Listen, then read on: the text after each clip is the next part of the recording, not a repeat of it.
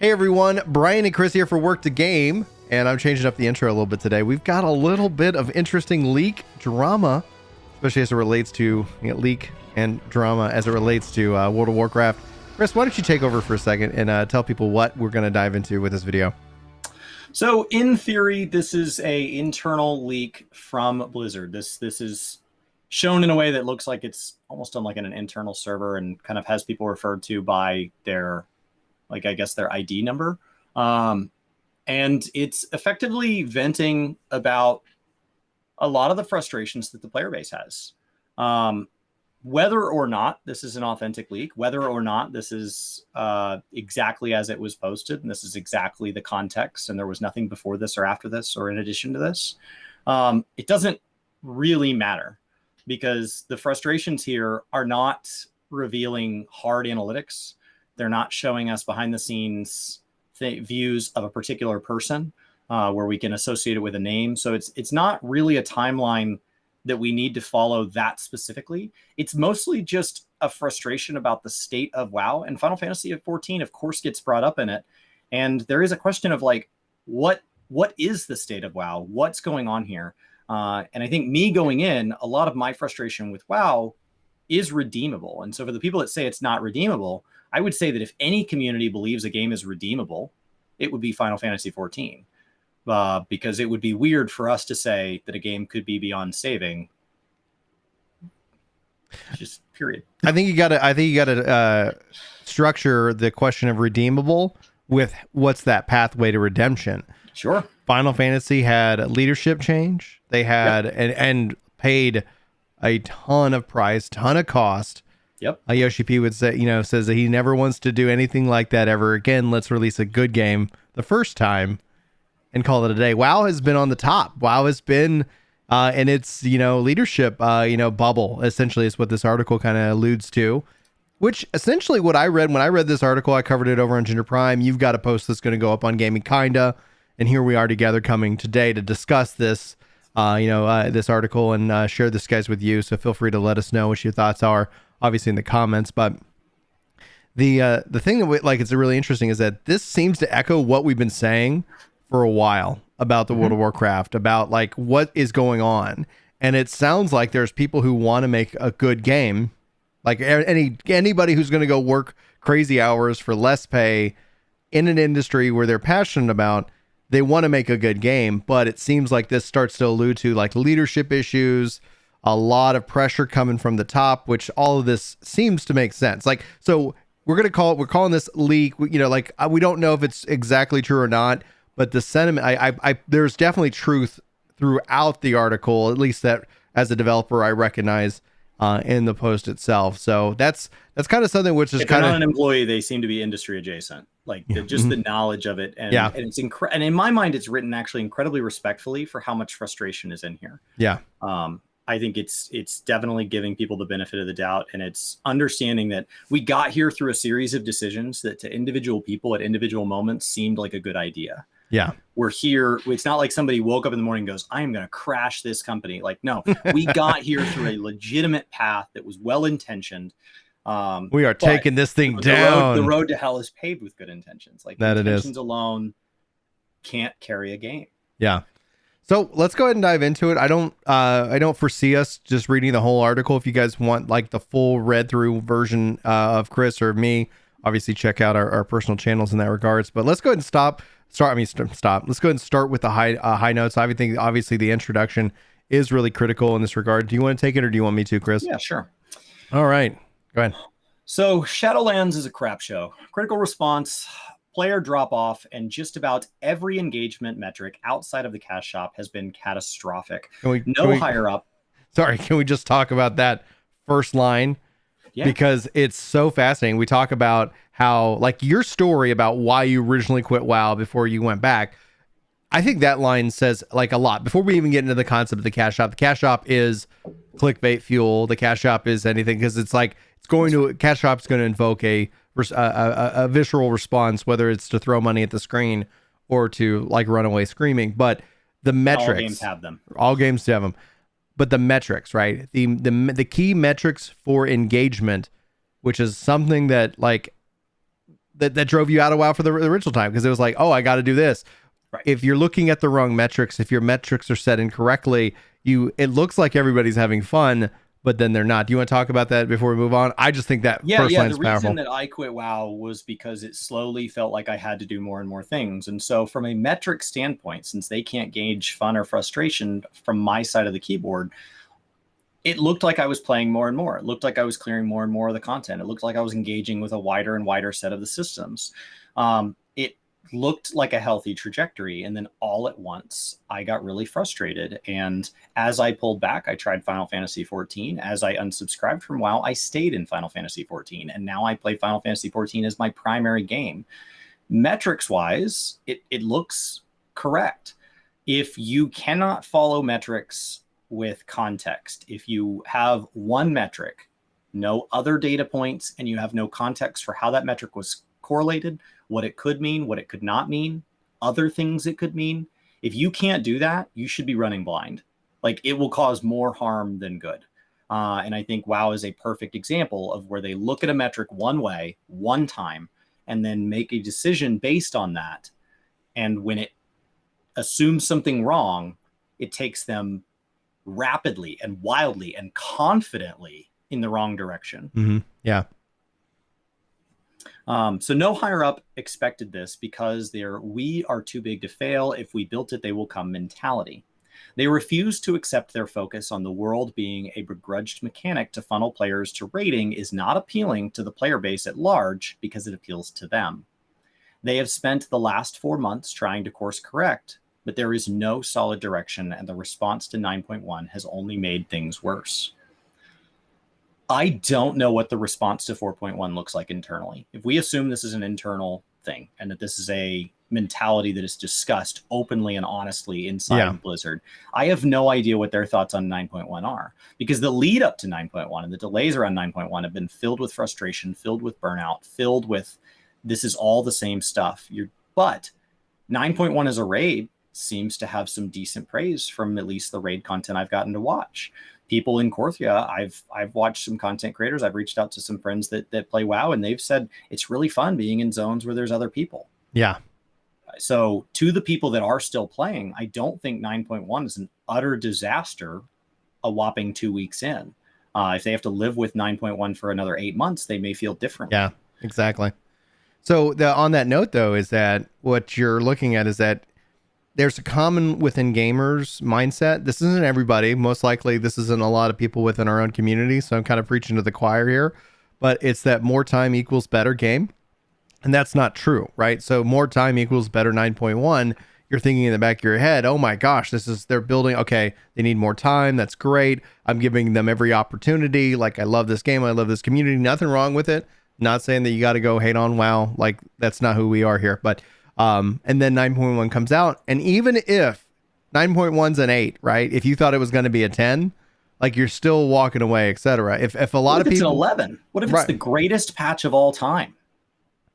The new bar for all patches.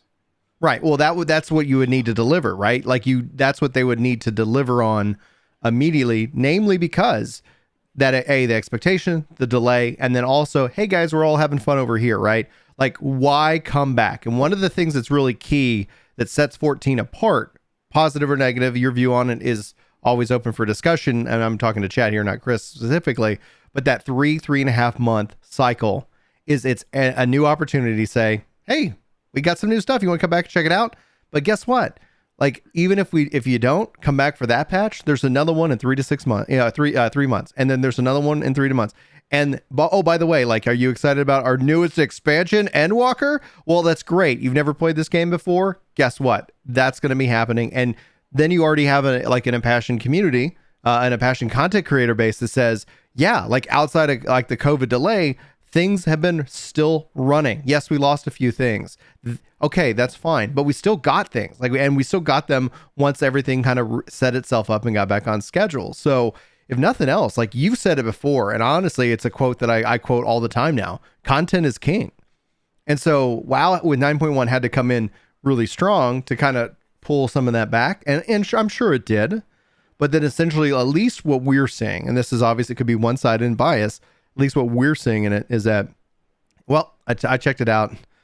kind of disappointing, or it wasn't what I was hoping it would be. I'm having more fun in 14 right now. I think I'm going to stay here. Out of sight, out of mind. It's an incredibly dangerous thing to let users say, like it just out of sight, out of mind. And so every time you let people fall away, you have to draw them back, and letting 40% walk away because they're angry, not because they left satisfied. Right. Next time they're hungry, why would they come back? Like now you're not only a restaurant that, people don't live here. They come back each time they're hungry. No. You're not only a restaurant, an industry that doesn't require that you do that, but you're also a restaurant that actively pissed them off. You didn't serve them well. You gave them food poisoning, and now you're hoping they pick you. And so it gets harder and harder and harder for people to not go, there's other restaurants. I'll just go somewhere else. So the second paragraph talks about some frustration with the story and that it's kind of a told you so moment. But the third paragraph is something that leads up. It sums up a lot of what's hidden on. So it says, the elephant in the room is Final Fantasy XIV. To the people in charge, they're acting like this came out of nowhere and don't even seem to understand why it's drawing players away in tens of thousands. We have all tried to highlight things it is doing that are clearly appealing to an MMO audience and not, in my opinion, focusing on more mobile game style retention mechanics to keep monthly active users and habit-forming personalities logging in. It's not that they don't care. It's just that they seem so pig-headed and digging their heels in with their fingers in their ears, thinking all the problems will go away because WoW is too big to fail. There will never be a real competition, and they will keep coming back. But they aren't coming back anymore, not in the numbers they used to. And this is where I think the frustration comes from, is there's this blame game of like Final Fantasy took something from WoW. It did. They traded. I don't think 14 did anything to take the lead. I don't think they had a perfect showing during Shadowbringers. They definitely didn't have a perfect showing during previous expansions. They passed WoW because WoW stopped showing up. They passed WoW because Final Fantasy XIV learned from WoW, and for some unknown reason, WoW learned from Final Fantasy 1.0. Like when I read this article, when this paragraph right here, what did Final Fantasy 1.0 do? It closed its ears, closed its eyes, like, okay, we're going to do this. We're going to march forward. Hey, by the way, WoW is doing this really interesting thing. Don't know, don't care. Nobody talks about WoW. Anthem, same problem. Destiny seems to have somewhat of a similar problem that people fired off in the comments, that at the core of it, it's that when you stop, like, and it's just contrasting that to Yoshi P and his leadership taking over, saying, oh, let's go look at what people are doing and that people like. Let's listen to our players and respond accordingly. Let's have these live letters and have this active communication, despite being in a language that a good chunk of our community doesn't speak. They still speak to us, and vice versa, where in the WoW's case, like this article goes into it, and we'll get into it probably here in a minute, like how they're like worried about bad actors and curating the list of questions that they can be asked of the team, and that they consider doing live letters and more. Honestly, this just kind of reminds me a lot of what it was like in the early days of 14, and how 14 and Yoshi P, like, let's learn and see what Blizzard's doing. And then for some unknown reason, Blizzard has become more isolated, and like, I guess pigheaded is essentially the mindset, too big to fail. And when you get that attitude, it kind of permeates through like PR and communication, and essentially then leading that buy-in from gamers to go find greener pastures. It takes a lot of effort, and WoW has been, like, honestly the king of getting people to go play another game right now, at least in my opinion. But what I see here is I see a shift in how WoW used to be and how 14 used to be, and for an unknown reason, they completely have changed positions. Yeah, I think the entire next section of this basically states that in much more their terminology, and from there, it says 2021 has seen the player base, media and gaming at large turn on WoW to a degree. I don't think this leads in their positivity dojo bubble considered possible. It's gone from people going, this is how Blizzard needs us to fix WoW, to WoW is no longer salvageable, time for greener pastures. There's that phrase you used. Mm-hmm. And I think on some level, this was never considered a possibility. So there have never been any major plans beyond the usual, try to minimize player drop-off, arrange releases around competitors' launches, updates, and products, the official forums being filled with talk of Final Fantasy XIV, and worse, why do we actually pay a sub, has not helped. there's this frustration when something gets that big, where players have been calling out over and over and over for what they've wanted. And it hasn't been a vocal minority more. It's been huge sections. So when somebody asked me today, hey, I'm looking at taking a break from 14, I've heard all this stuff about WoW, and I literally don't even know where these players are coming from. Is WoW worth playing for the first time today? Yeah, absolutely. You've got 15 years of content to go through. There's a lot of great stuff in there. There's a lot of fond memories to be had. But when I talk to somebody who's in it, they've cleared that stuff as it happened, and they're here in the current content now. Just like people who are done with Savage and are mad about Ultimate being delayed in 5.55. This is like that, but for an entire cycle. This is like that, but for all forms of content. It is a huge drought.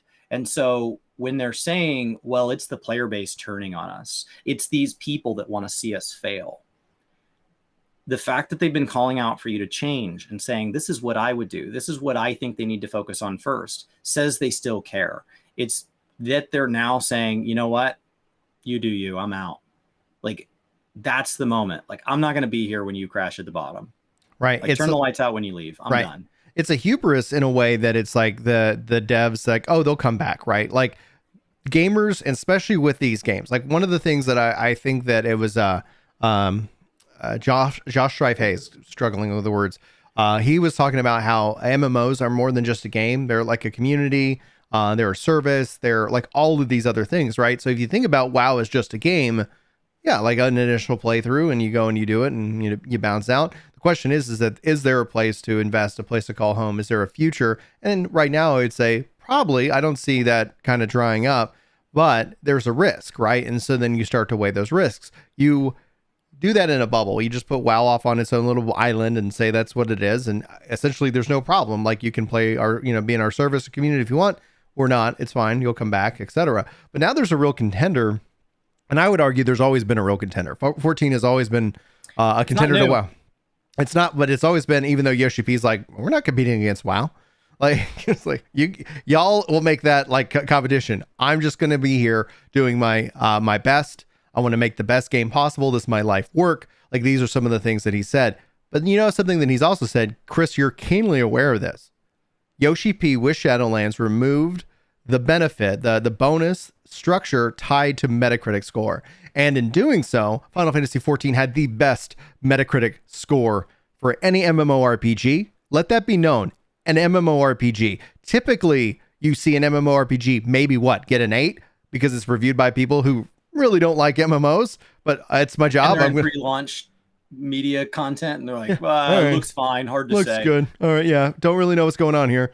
But then still to come out to critical acclaim, and for some reason still haven't got nominated for Game of Year Music. WTF? What the? So I'm just saying that, like, I think Yoshi P has really just kind of thought a lot of these things through, removing that pressure, that there's an internal pressure, no matter what. Somebody says, hey, Brian, we need this is what the company wants to do. You shouldn't go and do a podcast. Like if I was working for a full-time company, we're really nervous with you going out there and talking about video games. It's a bad look on the company. You could do it. You could do it. We're not saying you can't, but it makes us nervous. It's like, no matter what, then I'd always be worried about what I was saying regarding video games, which I think is silly because I have the privilege to talk about video games, which is awesome. But there's a pressure, right? So the Yoshi P removes that pressure. Final Fantasy XIV excels. Now, it's not 1-to-1. There's many other factors. Yoshi P is just one man. But then you look at like World of Warcraft, like the pressure to, well, back to that first thing, that first sentence that we called out. The only metric that's performing is the cash shop. The only metric that's performing is the cash shop, which in and of itself says, hey, people are leaving in droves, but we're making more money. Like, man, the frustrating part is, while I do believe that as a franchise it's salvageable, when you see a friend making a series of bad decisions and you don't want to see other people kick them while they're down, you don't want to see people pick on them, you want to remember the good times with them, and you want to help them get better. it's this bottom part of that section. The Preach interview was treated as a disaster, and there was talk of more strongly vetting interviewers for bad actors and only engaging with a list of questions Blizzard provides. Some pointed out that could be used to create some form of fireside chat akin to Final Fantasy XIV's live letters, but that fell on deaf ears. The problem here is that friend is not making any effort to not only not get better, maybe they don't know how to get better. Maybe we can help with that. Yeah. But they're still actively taking on the bad behavior. They're still actively doing the thing that you are watching hurt them. And so this I tried communicating once and it didn't go well, so I don't want to get better at it. I don't think the Preach interview was a hit piece. I think Ian said some dumb stuff in it. And I think Preach took it in stride and said, all right, well, let's just go to the next question. All right. Like, so, the person they should be mad about that interview is Ian. But the answer there is not, okay, well, let's board Ian up in a Willy Wonka factory and not come back out for 27 million years until we have a golden ticket on who wants to inherit Blizzard. No. The answer is to go get better at it. And if you don't want to get better, or if you don't have the ability to get better, hire somebody who does. Even if that person's sole job is communicating, maybe Ian's job is too big. Maybe there needs to be another counterpart. Maybe he can't do everything that some other people in his space can do. But Yoshi P is good at talking to the community, not because he's been perfect at it. Not because he's never said something the wrong way, not because he's never said something that we disliked, not because they've ever made decisions that we weren't mad about, systems we weren't mad about. Gosh, do you remember Pagos? Like, do you remember Mail Vieira? A ton of blame was put on Yoshi P for presenting it and not making that clear. Yeah. There are huge moments. There are technical hurdles like Raubon Extreme, which is a joking term for the the Stormblood launch. This game has had its weak moments. The difference is they came out and said, not necessarily right away, but after they got their composure, they came out and said, okay, the wreckage is cooled. Let's have a talk about this. What can we do better? What, unfortunately, is just the way it is? Where do we go from here? And here's the key point in all that, because one of the things I see this online, people freak out. They need to speak. In those situations, when I've released something and something goes wrong, I can either come and say, I don't know what's going on, I'm looking into it, which nobody likes to see. They'll pull me into those meetings anyway.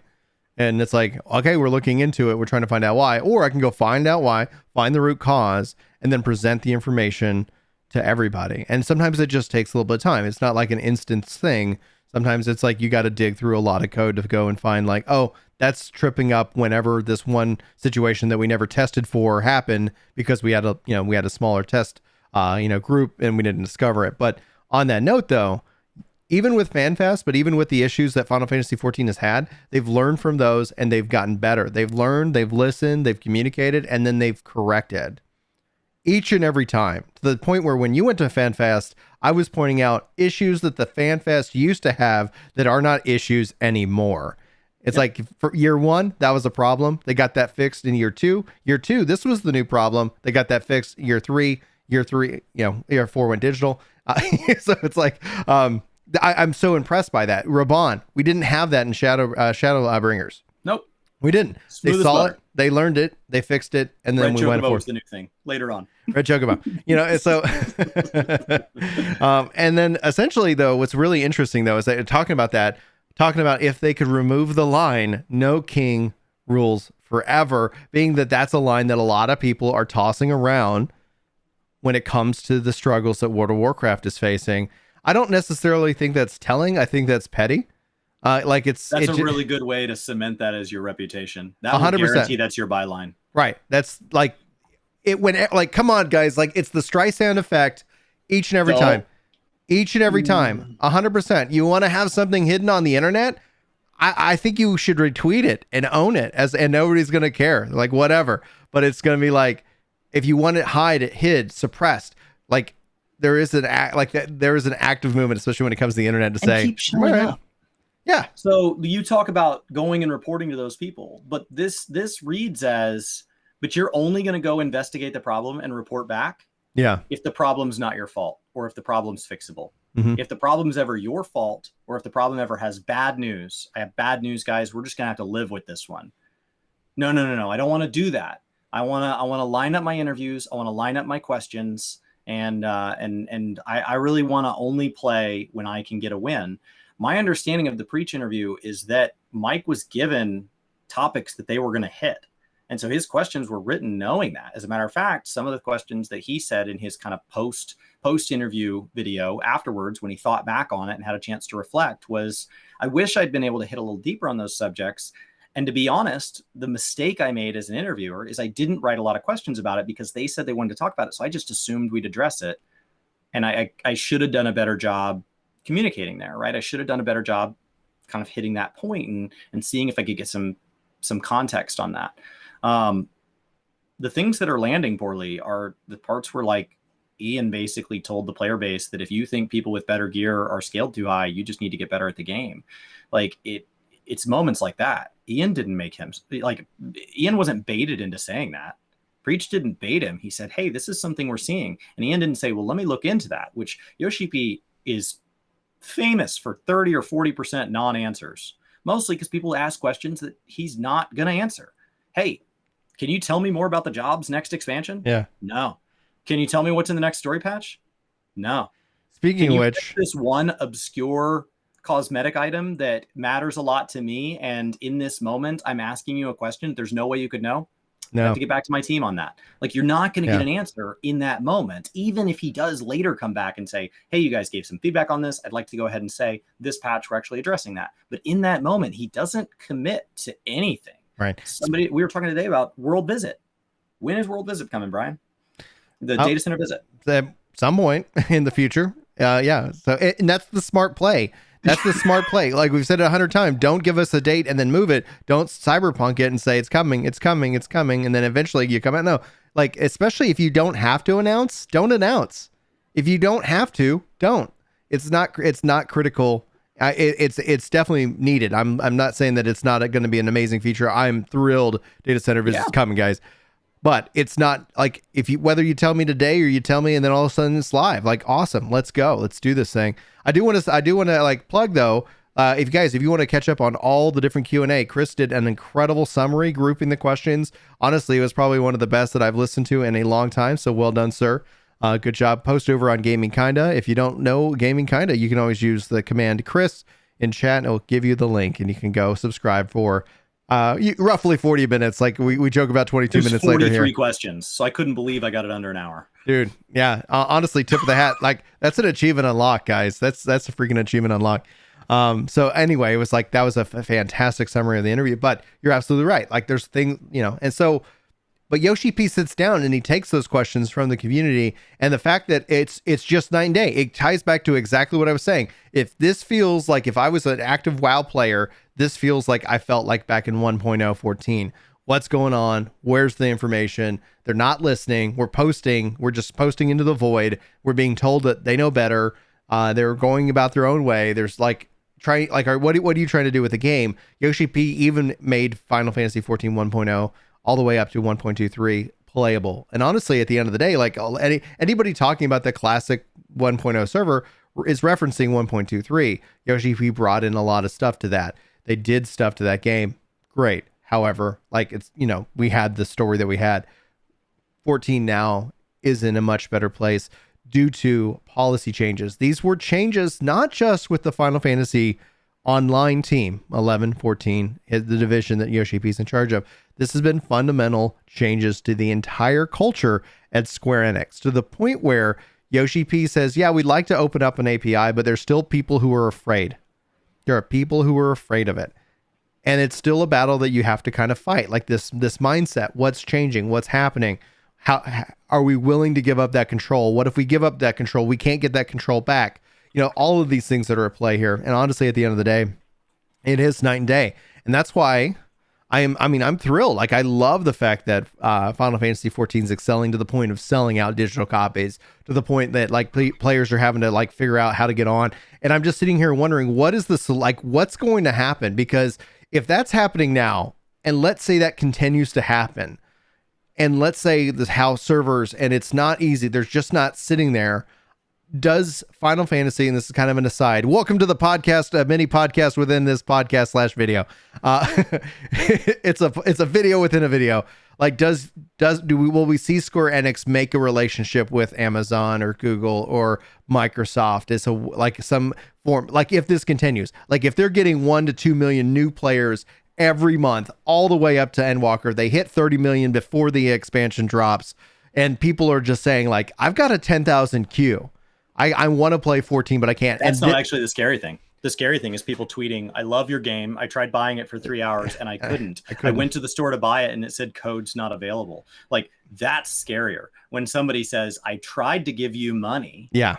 Not, I gave you money and it sucks how long I have to wait. That just makes it feel like you're at like a movie premiere. As long as that's not an ongoing thing, while it sucks in that moment, it does feel like you're part of something when you're in those lines. That's why we go do things like Black Friday shopping. Like, you know, there's going to be crowds, but there's part of it that is the crowd. There's part of it that, while it may not feel like a good part, it is part of the whole experience. Being in those big crowded areas does feel very alive. Yeah. And it reminds you you're part of a community that is bigger than the server can handle. But when you have people at the front gate waiting to get into that concert, that's going to just be jam-packed, huge lines to wait for beer, and then a huge line to wait for the bathroom, and then a huge line to wait for another beer. Like, when you're waiting for that, and there's people that can't get in the door, and so they're not paying your door price, that's a problem.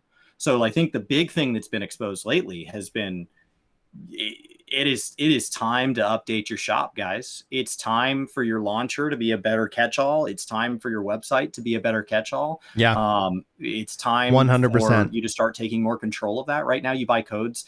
People are buying codes from like half a dozen different sites, not just through Square Enix. And so then today somebody came in, they said, how come the Europe code is €40 and the US code is only $40? And then I went and looked it up, and actually with conversion, they're like within $1 of each other if you buy them through the official Square Enix things. Like, they're letting a narrative before people get a chance to give them money kind of outpace them. And that's something that maybe could have been ignored. But when you're picking up 1 million players in 2 or 3 months, that's a lot of first impressions. And it's only seeming to accelerate because I sat down and made a guide on how to buy the game and how to manage all of that. And somebody was like, who doesn't know how to buy the game? And then literally when I go and you look, it's the same kind of thing. Like, who doesn't know this information, followed by 1,000 going like, oh my God, I was so like messed up in left field, didn't know what I was doing. And this really helped. I was like, oh, thank goodness. Like, I was really happy. It's a great first world problem to have, right? Like, oh, I was at this business meeting and there were other small businesses and they were talking about like struggling with the economy and struggling to find good work. And I was like, I know, it's so hard to collect all the money. And so like, it's definitely like, if you have to pick a problem for Square Enix to have, not being able to collect the money fast enough is a good one. So this, and that's really the difference there is like, World of Warcraft is still making big problems out of small things. This next section goes over that, saying basically they talk about the employees tweeting, which has been its own mess recently. And they talk about Asmongold liking 14 and how, like, I don't know, there's this almost perception that I think it's phrased in here is like Zach is engaging in some malicious act of cyber warfare, right? He logged onto 14, and when he did it, it disconnected the devs from their servers, and it, you know, he went in and he stole a bunch of data and deleted it. And it's like, no, he played a game that was fun after being harassed. Like, it's not like his experience to get to this point was flawless. And he's having fun in the game regardless. So when you have employees that are frustrated and they're out tweeting, yes, that's a bad look. It's a bad look. It's an easily avoidable mistake. But when you're focused on like these streamers are streaming the wrong game and they're hurting us, there is this frustration that this like part of it is outside of your control.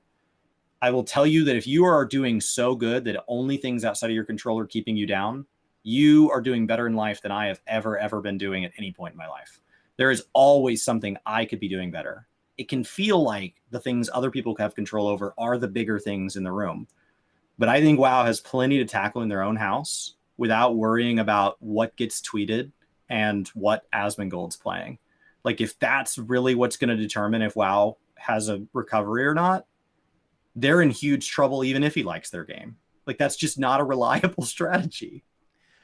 WoW, like when you look at it, it's there's we talk about Final Fantasy XIV doing the fundamentals, just really delivering constant, really quality games, updates, and more. And essentially, the number one critique from veteran players, as such as ourselves and other veterans, but content creator or not, is man, I want more. Yep. I want more. I want. Oh man, I wish there was something more.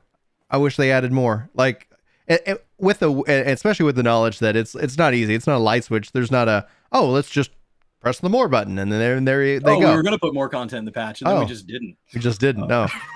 Especially because it's like that you have to have a mindset for how players then engage with that more. What's the, et cetera, because we've also seen like content that's been added and modified and changed and removed, like, okay, that really didn't land the way we were hoping for, but they iterate. And eventually it's like, oh man, this is really good. I think Boja, I haven't done Zandalore yet. Maybe we'll be doing that soon, but Boja is a great example of that. I adore that. I adore Deliverum. I'm almost done with my, Void Arc and Rabanastre Step. Real close, guys. Hopefully y'all hang out with us as I get that finished. But I'm looking forward to going back into DR. I'm really excited with my experience with Final Fantasy XIV, especially this summer. And it's nice that I'm engaging with it in a way that's completely optional.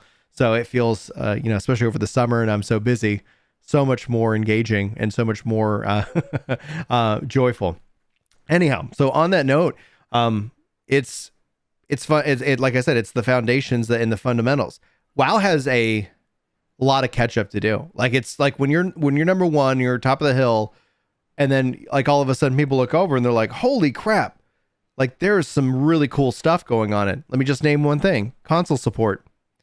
14 is yet not on the Xbox. It's not like on GeForce Now or Stadia.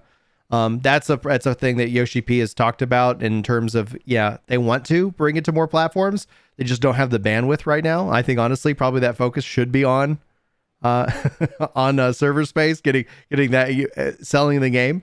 But when we're looking at it, how does WoW come to console? They have to do a ground up ARR, change up, fix up, system, right? You're not going to sit here and all of a sudden WoW's running on console. That's one benefit that 14 brings against anybody who wants to start stepping in the space. ESO's on console, but they don't really have that full crossplay support with the PC community. So it's still, making waves. Accusing in this article of people being in this post of them being ready to move to mobile and tablet, so they could add the players there. Well, that's true. They could definitely bring WoW to tablet, but and that it probably would be a good thing. Because then you can engage in the game in different ways, right? Like I would say if they brought, Final Fantasy XIV to cloud and you could run it on your Switch, I don't think I'd be doing the raids, but it would be really cool to craft, gather and chat with everybody, just kind of like boot it up and ready to rock and roll. Like there's some real added value that in a ways that you can engage with games ends up being flexible. And here's the key thing. When Destiny 2 adds full crossplay with its next season, any game in that area, that space that does not do that as a bare minimum, why would somebody go and play your game? So with 14 being available more places, WoW has to deliver because their Final Fantasy 14 now being the number one MMO is now setting the standard that other MMOs have to adhere to. Otherwise, why would somebody go and play that game over leaving the environment where all my friends are, all my family is? It's easy to jump in, jump out. I have lots of content that I can do, and I'm also excited about what's coming next. WoW Classic seems primed for them to have said, by the way, also available on tablet. Like you're going to need a keyboard and mouse, but like it'll run on your tablet. It seems primed for that. Like people bringing back that classic experience, because tablets now are very powerful compared to the computers we had in 2004. Yeah. My phone is incredibly powerful compared to what we could do 10 and 20 years ago, especially for a device of this size and this level of mobility and this level of access to like even just the internet bandwidth that it has when I'm in 5G. It's incredible.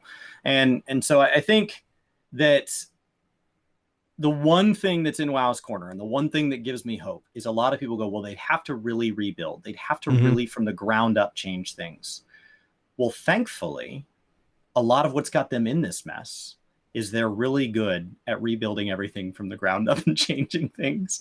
A lot of this mess is when they rebuilt everything with Cataclysm, and they keep introducing whole new system overhauls, expansion after expansion.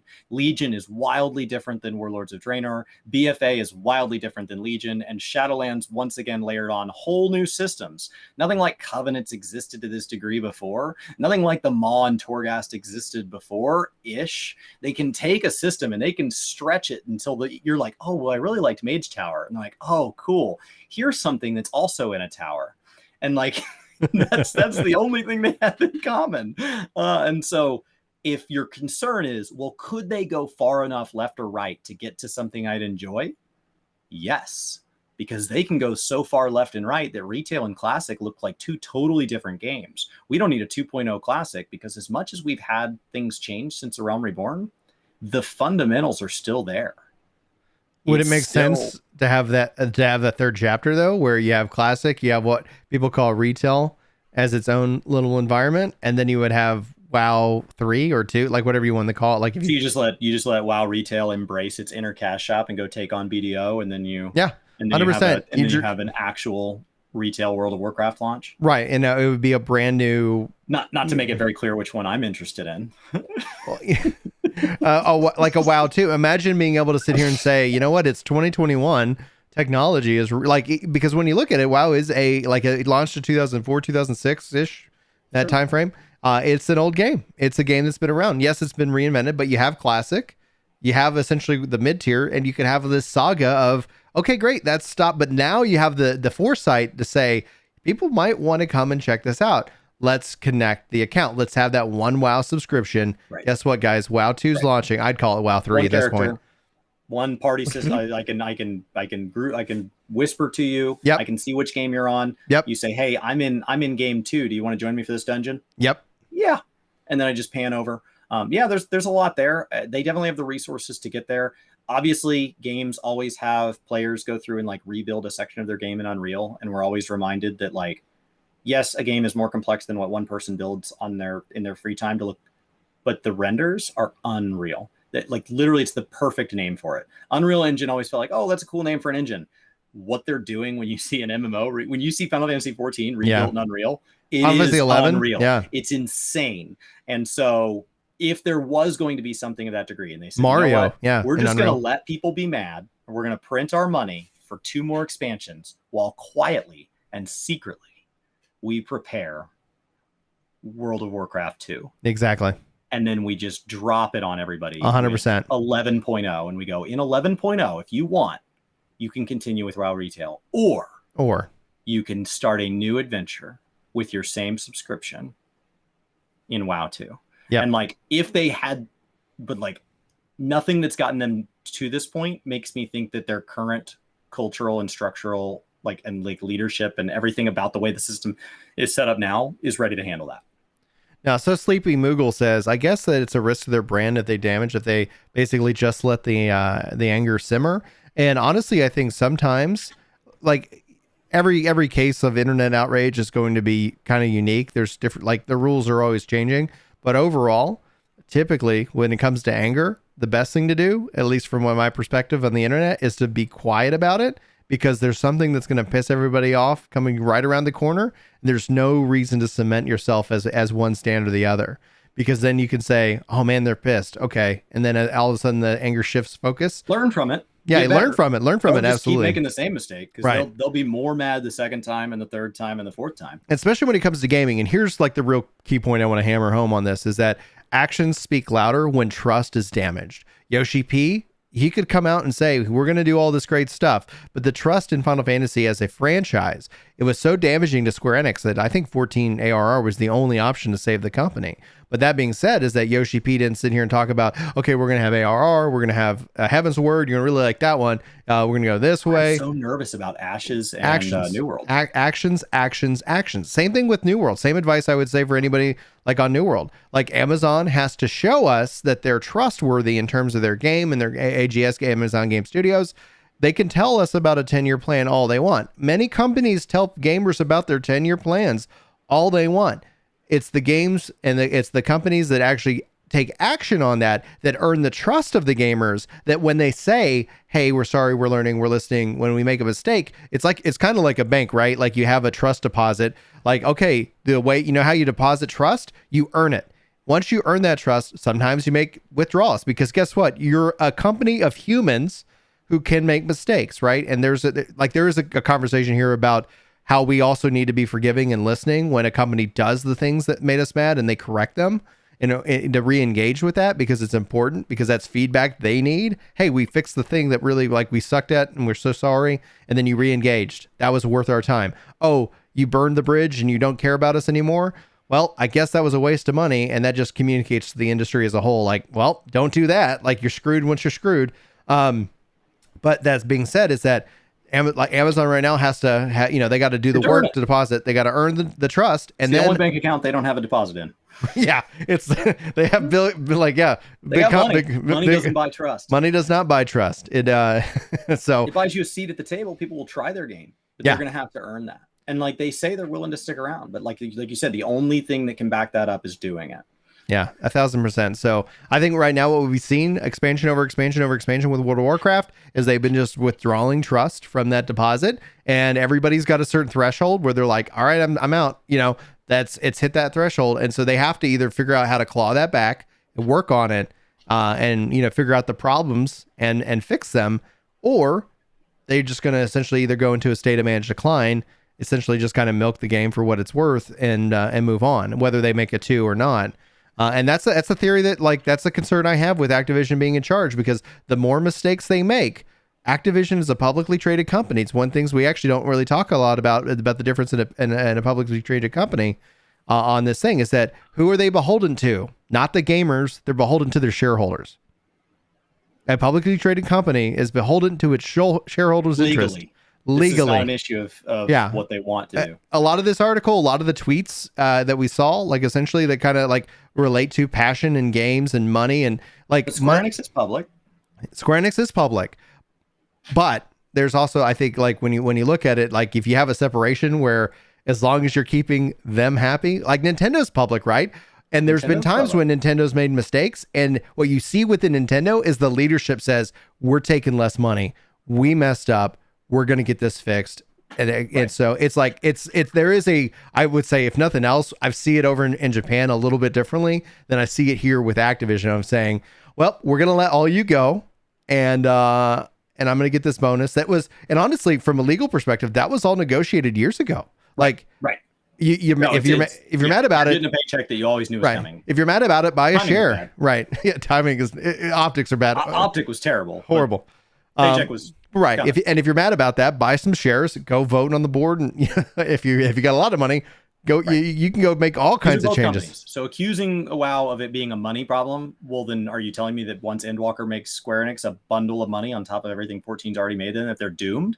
No, the money isn't the sole issue. These are both companies. They're both doing this to make money for their shareholders. That is a fundamental portion of what's driving this. But I will say that, like, Diablo 4, my understanding is a lot of Diablo 4 is new leadership. A lot of them is saying, let's take a risk on somebody new. Let's throw some money at somebody new. Now, that means hindsight will tell us if those were the right new people or not. But maybe that's what that WoW 2 or 3 or whatever you want to call it would need, is you would need to just say, I don't know who the problem is. I don't know if it's in upper management or middle management, if it's in the talent, like, the dev and the art teams and the voice actors. I don't know where the problem is. This has gotten to a point where I don't know how to fix it. So let's just start from scratch. You guys keep working on WoW Retail. You guys keep working on WoW Classic. We're just going to build an island over here. And none of you are going to be allowed on it. Yeah. That's exactly what I think the solution is, and essentially how you start building back trust. That's like an Apple model in a way. There's nothing wrong with making money. Money you got to keep the lights on. But when money dictates the very core reason why you're making a product, is what my dad told me when I was growing up. It sings true to me today, and it's not like quoting Steve Jobs, but this is what my dad said. He said, you have 2 options in business. You can find a market and make a product for that market, or you can make a product and then you can try to find a market. And there are some key differences in success in those options. And when you have a market and you make a product for that market, you're targeting, you're trying to meet a need. You're like, this is a problem. I'm going to fix this thing, or I'm going to make this game that people want, versus, hey, I made this and now we're going to try to shove this into a hole and sell it. Like, it doesn't go over as well. You have a harder uphill battle because it's not something that anybody was wanting or needing or deserving of, in that regards. And I always thought that was King fascinating. got big because of Candy Crush. So the spot in here where they thought that Blizzard would go a King model, that's not their talent. So I would be really alarmed at that. Mm-hmm. All in all, like this and kind of the tweets surrounding it, I think it's all just frustration. Yeah. Like at this point, it doesn't really, no one of these things really matters. It doesn't matter what game Asmongold plays. It doesn't matter what the timing is on 9.2. It doesn't, like at this point, 9.2 kind of matters, right? Like, there's been so much trust withdrawn from the bank that 9.2 on its own won't be big enough. We also need to know, is there a 9.3? What's happening with 10.0? If 9.2 is early 2022, then will there be a 9.3 in time for 10.0? This article seems, and this leak seems to allege that there's only going to be a 9.2, and then they're looking to bring out the next expansion in early 2022. That they're looking to bring 10.0 out sometime maybe by this time next year. So that way they're essentially trying to, I guess, get back on track or fix Games the Workshop problems. did that with Warhammer. We had a really short edition at one point. It just felt under supported and just like, well, we just screwed up. Let's just scratch the whole thing. Mm-hmm. The problem is then they still charged us full price to get into the next edition. Yep. They said, well, those rule books cost just as much as the previous rule books. I don't understand why that's my problem. So it does start to beg the question, if they're just going to start saying some expansions will get content and some expansions won't, and it's not a TikTok of some expansions are ones we like and some we aren't, but it's literally some get content and some we don't, then why is this still a subscription-based game? Yeah. You and I are huge proponents of subscription-based games where we've even asked for optional subscriptions for other games we support because we want them to put my bank on regular monthly withdrawal. Yeah. I want to support this. Take my money. That's because those people are doing the thing first and then I'm paying for it. This is the other way around. I'm paying for it. And now I'm just starting to ask, what is it that I bought again? Yeah, exactly. So, I mean, this is an epic video. This is an epic discussion. Chris, do you have any final thoughts before we wrap this up? I'm probably also going to rip this in a MP3 format and let it run as a podcast since we didn't have one last week. Yeah. I think that's good. No, I think final thoughts as far as like anybody that makes it this far, upcoming schedule. This is a good spot to mention that to people who hang out this far. I'm taking the first 2 weeks of August off of content creation so I can like take my desk apart, move to the other office and just have some time. My wife took off as well.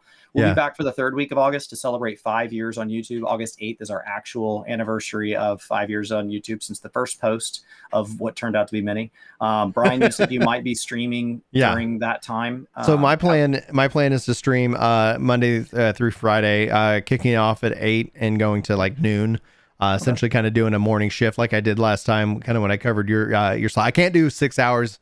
I wish I could. There's a lot of responsibilities that I have, and 4 hour window tends to be kind of a rare kind of thing. So I talked with Julie about it. That's my plan. I'm going to get up early, work. I'm going to go do the stream. Then I'm going to finish off my work day. So anybody who needs me, from a business level perspective is fed, and my family is fed. So as much as we love making content, like there are logistical realities that you and I both have to face in that regard. So we do appreciate all you guys who watch our videos, like, share, subscribe. Hopefully we can pre-record a couple for Work to Game. I know I've got stuff pre-recorded for Gaming Kinda. Somebody the other day was asking why it's all reaction content lately. That's because I've been setting aside anything that won't be weird if I publish it a month after I record it. Hey guys, I've been setting aside posts so that during August it doesn't just go dark. I'm going to react to the Final Fantasy XIV Treasures trailer.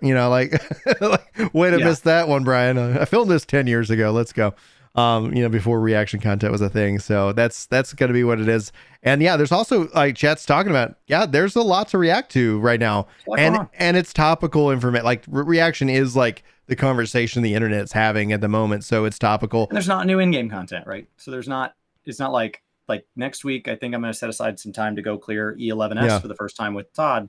It's not like I can be like world first E11S clear.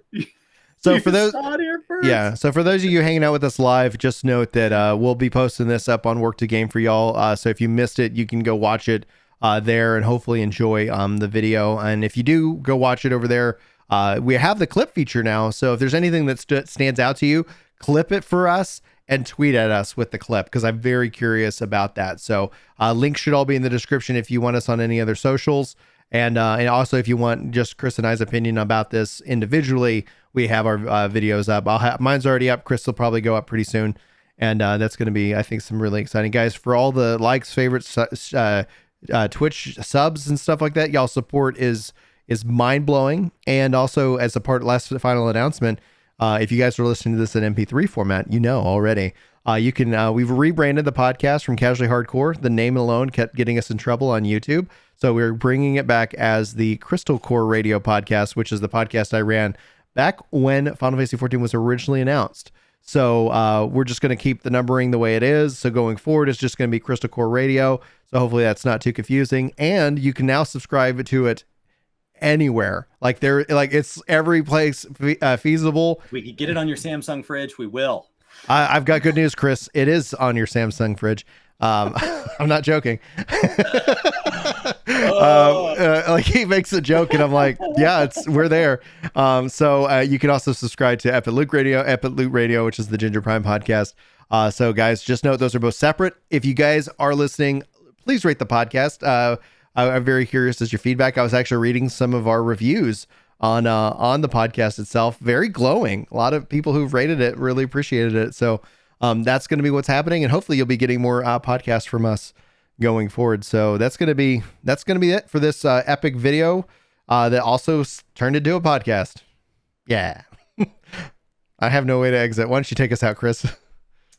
I mean, thanks to whoever decided to post this from wherever it came from whoever decided to type it up. I don't really have any more context than that. But it's definitely an interesting insight into it. Thank you guys so much. We will see you. My name's Chris. My name's Brian. I don't do these. He doesn't. We'll see you next time. Take care. And I love you, Slow Sleepy. Thanks for that tier 1 sub. We out.